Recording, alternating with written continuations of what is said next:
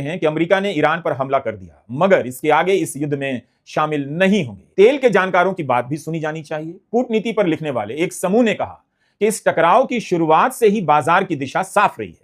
अगर तीसरे विश्व युद्ध की आशंका होती तो तेल का दाम $130 से ऊपर गया होता और S&P इंडेक्स 30% नीचे, लेकिन इसका ठीक उल्टा हो रहा है। भारत का बाजार भी खुलते ही 800 अंक ऊपर चला गया।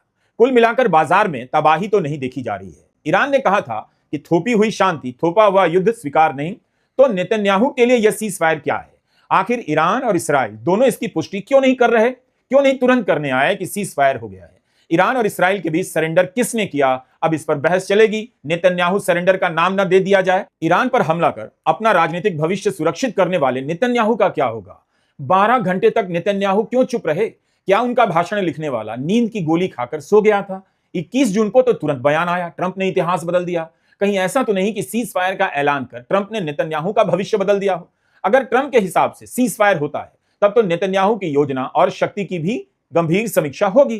क्या इस्राइल ईरान से लड़ पाया, जीत पाया? क्या क्या नहीं कहा गया कि ईरान के सुप्रीम लीडर खामेनेई को मार दिया जाएगा, उन्हें जीने का अधिकार नहीं, ईरान में सत्ता परिवर्तन होकर रहेगा। लेकिन क्या उनका यह सब मकसद पूरा हुआ? परमाणु ठिकाने पर बम गिराने को नेतन्याहू भुना नहीं सकते। सबको पता है कि ईरान के पास बम बनाने की क्षमता नष्ट नहीं हुई है। अमेरिका के बमों से परमाणु प्लांट को खास नुकसान नहीं पहुंचा है, बल्कि सबने यही देखा कि ईरान पर हमला करने गए नेतन्याहू को कुछ ही दिन के भीतर अमेरिका अमेरिका चिल्लाना पड़ा। ऐसा लगा कि वे अमेरिका के बिना एक दिन भी इस युद्ध में नहीं टिक सकते। तो क्या ट्रंप ने नेतन्याहू की बात भी मानी और हमेशा के लिए उन्हें कमजोर भी कर दिया? हमारे पास इस तरह के निष्कर्ष पर पहुंचने के कोई पुख्ता प्रमाण नहीं है, कारण भी नहीं, केवल सवाल है। यह जरूर दिखा कि आमने सामने की लड़ाई में इस्राइल ईरान पर हावी होते हुए भी टिक नहीं सका, क्योंकि ईरान कभी कमजोर पड़ा ही नहीं। ईरान ने अपना दबदबा तो दिखाया है। वह भले कई मामलों में कमजोर हो, लेकिन मैदान में आकर भिड़ गया। तब भी भिड़ा जब उसकी सेना की टॉप लीडरशिप को खत्म कर दिया गया। मध्य पूर्व के दब्बू देशों को भी बता दिया ईरान ने कि इस इलाके में अमेरिका से लड़ने की हिम्मत वही रखता है। इस्राइल की इतनी तारीफ होती है। अक्टूबर 2023 के बाद आज तक वह बंधकों को नहीं छुड़ा सका। आज तक हमास के नाम पर हजारों लोगों को मार दिया, अभी तक मार रहा है। उसी हमास से ट्रंप डील करते हैं और एक अमेरिकी बंधक को छुड़ा लेते हैं, जो साफ साफ बता गया कि नेतन्याहू कुछ भी नहीं है अमेरिका के बिना। इस्राइल के पास अचूक सैनिक शक्ति और रणनीति के नाम पर कुछ खास नहीं नजर आया इस लड़ाई में। कई बार संयोग से और अक्सर धोखे से ईरान से लेकर लेबनान की लीडरशिप को मार देना अलग बात है। मोबाइल फोन में पेगासस लगाकर किसी के बेडरूम से लेकर बाथरूम में झांकना अलग बात है। ऐसी क्षमता हो सकती है भी। युद्ध के मैदान में युद्ध के नियमों के तहत लड़ने का साहस दिखाना इन सब से काफी अलग होता है। पेजर में शॉर्ट सर्किट की क्षमता का प्रदर्शन करने वाला इस्राइल ईरान के जवाब के आगे कमजोर तो दिख रहा है। ईरान पर पहले हमला किया, लेकिन ईरान को सीज फायर के लिए मजबूर नहीं कर सका। सच्चाई तो यह है कि नेतन्याहू फंसते हुए लग रहे हैं। उन्हें अंदाजा नहीं रहा होगा कि ईरान ऐसी हालत कर देगा। नेतन्याहू को भी अंदाजा नहीं होगा कि अमेरिका से पूरी मदद नहीं मिलेगी। लेकिन यहां एक बात का ध्यान रखना चाहिए, इस्राइल को लेकर अमेरिका का नजरिया लंबे समय के लिए बदला है। इस तरह की खुशफहमी नहीं पालनी चाहिए।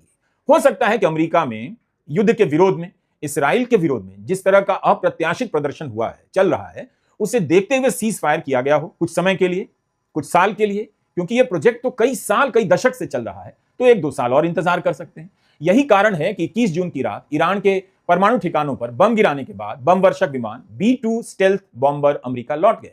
ईरान ने इस्राइल पर और इस्राइल ने ईरान पर हमला करना शुरू कर दिया, लेकिन अमेरिका इसमें नहीं कूदा। इससे लग गया कि अमेरिका ने बता दिया उसकी भूमिका परमाणु ठिकानों तक ही सीमित थी, आगे युद्ध नहीं करेगा। ईरान ने जब अमेरिका को धमकी दी कि नतीजा भुगतने के लिए तैयार रहिए, तब अमेरिका ने कहा अगर अमेरिकी सैनिक ठिकानों को निशाना बनाया गया तो नहीं छोड़ेंगे। 21 जून की बमबारी के बाद ईरान ने कहा कि वह अमेरिका को नहीं छोड़ेगा। ईरान के सरकारी टीवी पर बाकायदा अमेरिकी सैनिक ठिकानों को मध्य पूर्व के नक्शे पर दिखाया गया, यहां है और ईरान इन जगहों पर हमला कर सकता है। लेकिन कतर के अल उदेद सैनिक अड्डे पर हमले के बाद अमेरिका ने जवाबी हमला नहीं किया। तो क्या यह भी कंफ्यूज करने की नीति है? जैसे 2 हफ्ते का समय देकर अमेरिका ने 2 दिन में ईरान पर बम गिरा दिया, उसी तरह सीज फायर का बयान देकर ट्रंप कुछ और करना चाहते हो? इंतजार ही कर सकते हैं। 23 जून की रात का यह वीडियो मध्य पूर्व के लिए युद्ध का ऐलान से कम नहीं था, लेकिन 10 घंटे भी इस वीडियो की दहशत कायम नहीं रही। इंस्टाग्राम की रील की तरह आई और चली गई। दोहा के पास अमेरिका का मध्य पूर्व का सबसे बड़ा सैनिक अड्डा है।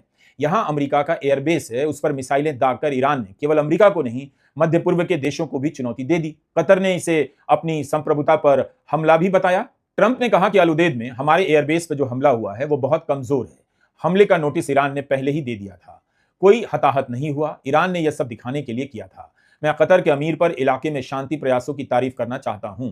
2020 में जब इराक दौरे पर गए ईरान के सेना के कमांडर कासिम सुलेमानी की अमेरिकी ड्रोन द्वारा बगदाद में हत्या कर दी गई थी, तब जवाब में ईरान ने ऑपरेशन शहीद सुलेमानी शुरू किया और इराक में अमेरिका के सैनिक अड्डे पर हमला किया। 2020 से तुलना करके कई लोग लिख रहे हैं कि इस हमले के बाद मुमकिन है सब शांत हो जाए, अमेरिका और ईरान दोनों एक एक राउंड फायर कर हमला रोक दें। यही 2020 में भी हुआ था और इस बार भी हो सकता है। लोगों की यह बात करीब करीब सही साबित हुई। ईरान के हमले के बाद अमेरिकी मीडिया में रिपोर्ट होने लगा कि ट्रंप इस हमले का जवाब नहीं देना चाहते। तुरंत ही उस समय कुछ लोग फिर भी यह सवाल कर रहे थे कि ट्रंप हमले का जवाब नहीं देंगे तो युद्ध का अंत हो जाएगा, क्योंकि उनका मानना है कि इस मामले में एक तीसरा भी है जिस पर अब भरोसा नहीं किया जा सकता, और वो है इस्राइल। ऐसे भी लोग थे जो कह रहे थे कि ईरान ने कतर पर हमला कर बड़ा खतरा मोल लिया है। अमेरिका ईरान को मिट्टी में मिला देगा, उन्हें काफी जल्दी झटका मिल गया होगा। ट्रंप तो कह रहे हैं हमला करने के पहले ईरान ने बता दिया, हमला बहुत कमजोर भी था, यानी उन्होंने उकसाने पर भी भड़कने से इनकार कर दिया। ईरान के हमले के बाद देर रात न्यूयॉर्क टाइम्स ने रिपोर्ट कर दिया था कि ईरान ने कतर को हमले से पहले ही हमले की जानकारी दे दी थी, शायद यह सोचकर कि जान का नुकसान कम से कम हो और हमला होने के बाद भी दोनों देशों को पीछे लौटने का मौका मिले। इस पर पत्रकार ग्लेन ग्रीनवॉल्ड ने ट्वीट किया कि ईरान को अनियंत्रित आत्मघाती कल्ट कहा जाता है, मगर इस देश ने बार बार संयम दिखाया, व्यवहारिकता दिखाई और ऐसे कदम उठाए जो उनके हित में हैं और तार्किक भी।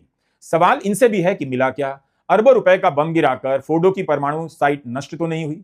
ट्रंप ने संवर्धित यूरेनियम को नहीं खत्म किया? यह भी पूछा जा रहा है कि जब आप बम से हमला करने गए तो एक न्यूक्लियर साइट पर मिसाइल से क्यों हमला किया?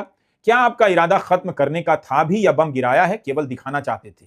फॉक्स न्यूज से बातचीत करते हुए उपराष्ट्रपति वांस ने कहा कि इस बात से कोई फर्क नहीं पड़ता कि ईरान ने अपने परमाणु ठिकानों से यूरेनियम हटा लिया था या नहीं, इसका तो सवाल ही नहीं था, कह रहे हैं वांस। अमेरिका भी कह रहा है कतर के एयरबेस से लड़ाकू विमान हटा लिए गए थे। इन बयानों से ही संदेह होता है कहीं नाटक तो नहीं चल रहा था। ईरान पर अमेरिका बम गिराए, ईरान अमेरिका के अड्डे पर हमला करेगा, अमेरिका सीजफायर करेगा। अगर यह नाटक भी है तो इस पूरे नाटक में ईरान ही नायक दिखाई दे रहा है, बाकी को आप चाहें तो साइड एक्टर कह सकते हैं। इसराइल ने ईरान पर हमला कर और अमेरिका ने ईरान पर बम गिराकर क्या हासिल किया? क्या उनका एक भी मकसद पूरा हुआ? यह सवाल उठ रहा है कि कहीं ऐसा तो नहीं कि रूस का सोचकर अमेरिका ने मध्य पूर्व में लंबी लड़ाई से खुद को पीछे कर लिया। रूस के राष्ट्रपति मॉस्को में ईरान के विदेश मंत्री का स्वागत करते हैं।